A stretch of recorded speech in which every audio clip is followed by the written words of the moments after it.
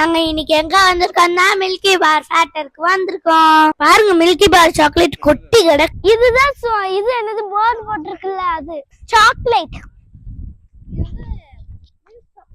Milk chocolate. உடைச்சிருவா அடி கேக்கு வேறு உடையுது பாருங்க எப்படி எரியுறேன்னு.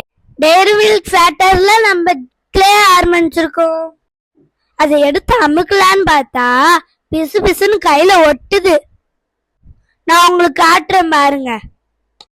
மில்கி பார் ஃபேக்டரிக்குள்ள யார் யார் இறங்குனாதான் நானு எங்க அக்கா தர்ஷினி இந்த 3 பேர் இறங்கினோம்.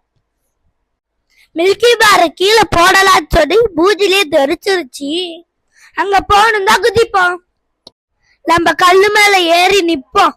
நின்றுட்டு இருக்கும் போது விழ பார்த்துட்டேன்.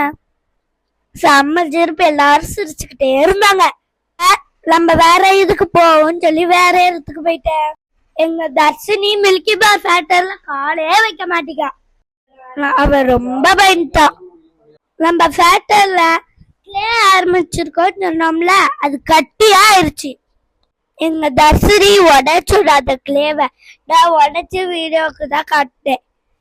நான் தான் பெருசா வச்சு இங்க பாருங்க கிளே அப்படியே உடைச்சு காட்டுறேன். தூக்கி போடுவேன்னு நினைச்சேன், அதாவே உடைஞ்சிருச்சு. நான் உடைச்சேன்னா கை ஃபுல்லா மில்கி பார் ஆயிடுச்சு. கை ஃபுல்லா வெள்ளையாயிடுச்சு. அப்படியே என் கை ஃபுல்லா வெள்ளிக்காய்.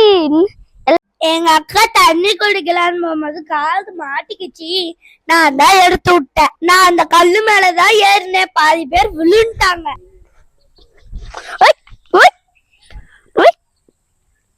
உள்ளக்க யாருக்கு எங்க அக்கா காலை வச்சாலா அமிங்கிருச்சு. ஏன்கா வச்சேன்னு நான் கத்திட்டேன்.